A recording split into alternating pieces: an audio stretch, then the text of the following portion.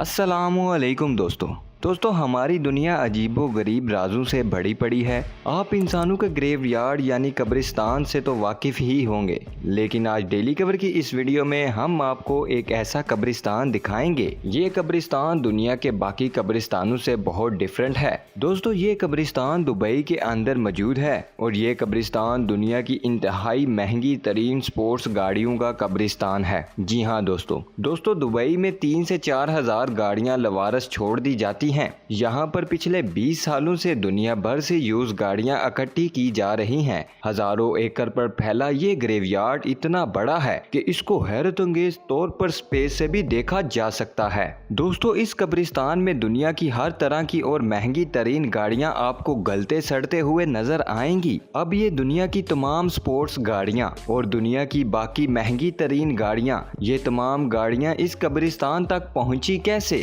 इन गाड़ियों को यहाँ पर लेकर इस तरह क्यों छोड़ दिया गया? कई गाड़ियों की हालत ऐसी है कि उसे कोई भी शख्स अभी भी इस्तेमाल कर सकता है, लेकिन दोस्तों ये ग्रेवयार्ड अगर किसी थर्ड वर्ल्ड या डेवलपिंग कंट्री में होता तो समझ भी आता। दुबई जिसको दुनिया की अमीर तरीन कंट्री में शुमार किया जाता है, यहाँ पर इसका क्या काम और दुबई पिछले 20 सालों से इसे क्यों इकट्ठा कर रहा है और आखिर इन इस्तेमाल शुदा गाड़ियों को किस काम में लाया जाता है, इन सब चीजों पर बात करेंगे हम आज की इस वीडियो में। तो दोस्तों वीडियो को एंड तक जरूर देखिएगा और अभी तक जिसने हमारे चैनल डेली कवर को सब्सक्राइब नहीं किया इसे सब्सक्राइब भी कर दें और साथ मौजूद बेल आइकन पर भी क्लिक कर दें। तो चलिए दोस्तों शुरू करते हैं आज की वीडियो।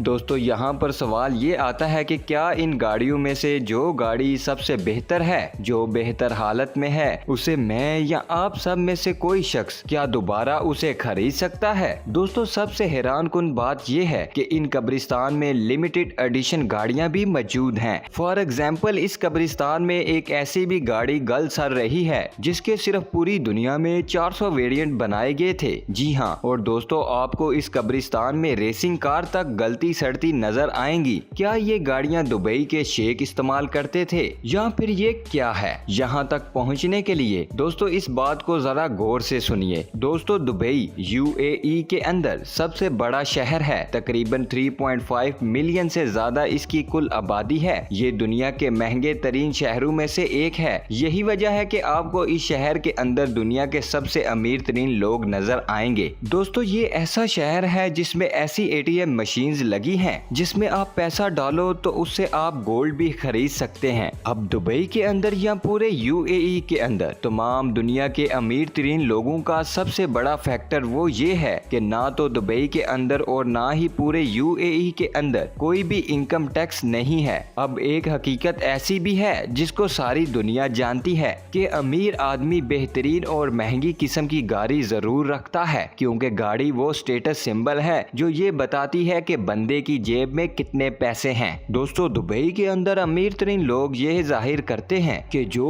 उनके पास गाड़ी है वो दुबई में किसी और के पास नहीं है। दोस्तों दुबई में गाड़ियों का वो कब्रिस्तान जिसके बारे में हमने आपको वीडियो के स्टार्ट में बताया था, वो इस वजह से बना कि दुबई में लॉ बहुत ही सख्त है। दुबई इन्हीं कवानीन के अंदर सेव एंड साउंड चल रहा है। बैंक से कर्जा लेने के बारे में दुबई के अंदर जब किसी को हाई प्रोफाइल किस्म की नौकरी मिलती है तो वो बैंक से जाकर एक बहुत बड़ा लोन लेता है। ये चीज दुबई के अंदर बहुत कॉमन है और दुबई में आपको बड़ी अमाउंट का लोन बड़ी आसानी से मिल जाता है। अब दुबई के अंदर जब आपकी एक अच्छी जॉब होती है और आप ये सोचते हैं कि आप ये कर्जा बड़ी आसानी से उतार लेंगे, दोस्तों जब लोग यहाँ से कर्जा लेते हैं और उस कर्जे में से सबसे पहले वो लेते हैं एक महंगी तरीन गाड़ी। अब दोस्तों अगर आपकी नौकरी चली जाती है या आपकी सैलरी रिड्यूस हो जाती है या आपके लिए कोई और बड़ी परेशानी बन जाती है तो आपके लिए ये कर्जा एक बहुत बड़ी मुसीबत बन जाता है। और दुबई के अंदर कानून ये है कि अगर आपने बैंक से लिया हुआ कर्जा टाइम पर वापस नहीं किया या उसकी कोई किस्त चुकाने में चूक गए तो सीधा आप चले जाते हैं जेल में। जी हाँ, ऐसे में सबसे पहले आप अपने दोस्तों से राब्ता करते हैं कि वो आपको कुछ पैसे उधार दे दें ताकि आप बैंक का लोन चुका लें, या फिर दोस्तों आप अपने गराज में खड़ी गाड़ी को देखते हैं जिसको खरीदने के लिए आपने बैंक से लोन लिया था। इन दोनों सूरतों में जब आपके हाथ में पैसा नहीं आता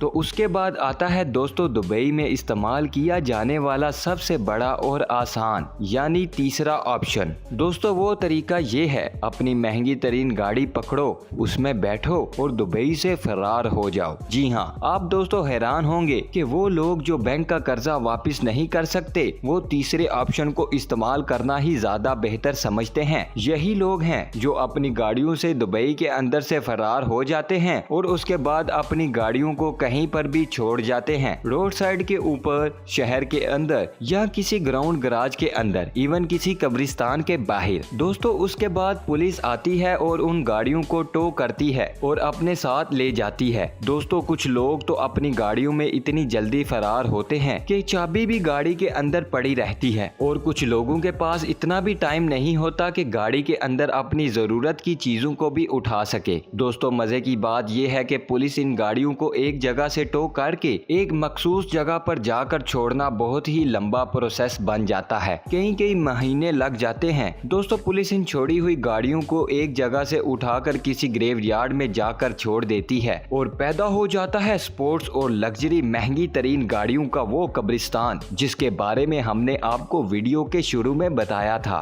जी हाँ दोस्तों अब सवाल ये पैदा होता है कि दुबई के अंदर ये तमाम गाड़ियां जिनके मालिक छोड़कर गए थे, क्या मैं या आप इनमें से कोई गाड़ी खरीद सकते हैं? दोस्तों इन गाड़ी को खरीदने के लिए आपके पास कुछ इन्फॉर्मेशन होना बहुत जरूरी है। फॉर एग्जाम्पल अगर आपको कोई गाड़ी पसंद आ जाती है तो आपको ये पता होना चाहिए इसका मालिक कौन था और उसने किस बैंक से कर्जा लिया था, गाड़ी के मालिक ने गाड़ी के लिए जो भी कर्जा लिया था वो कितना बाकी रह चुका है और कितना हिस्सा मालिक ने बैंक को पे कर दिया था। दोस्तों ये वो इन्फॉर्मेशन है जिनको दुबई के अंदर बैठ के भी हासिल करना नामुमकिन सी बात है। जी हाँ, क्योंकि जिनके पास चार पैसे आ जाएं उनके लिए इनमें से किसी गाड़ी को भी खरीदना इतना आसान काम नहीं है। यहाँ पर आपको एक इंटरेस्टिंग बात बताते चले कि दुबई की पुलिस इन गाड़ियों में से जो भी गाड़ी अच्छी कंडीशन में होती है उसे अपने पास रख लेते हैं और उसे पुलिस कार में कन्वर्ट कर देते हैं। दोस्तों जरा सोचिए, दुबई की पुलिस के पास पहले अजीब सी नॉर्मल सी गाड़ियां थी, मगर अब दुबई की पुलिस के पास तमाम वो स्पोर्ट्स कार आ चुकी हैं और अब दुबई की पुलिस के पास जैगवार है, फरारी है और बहुत सी स्पोर्ट्स कार्स हैं। अब दोस्तों सारी तफसीलात सुनने के बाद आप दिल छोटा ना करें। दोस्तों इन गाड़ियों को खरीदने का आपका अभी भी एक चांस अभी भी बाकी है। दोस्तों दुबई में इन गाड़ियों को लेकर एक ऑक्शन भी लगती है जिसको हम कहते हैं नीलामी। दोस्तों इस नीलामी में इन गाड़ियों को दुबई के आम लोगों के सामने पेश किया जाता है और आप किसी भी गाड़ी की बोली लगाकर इन स्पोर्ट्स कार्स को खरीद सकते हैं और ये स्पोर्ट्स गाड़ियां आपको अपनी असल कीमत से बहुत कम और एक अच्छी कीमत पर मिल जाती हैं। लेकिन दोस्तों बोली लगाने के लिए आपको पता होना चाहिए कि आप जिस गाड़ी पर बोली लगा रहे हैं वो दुबई में खड़ी भी है और अगर खड़ी है तो किस हालत में खड़ी है।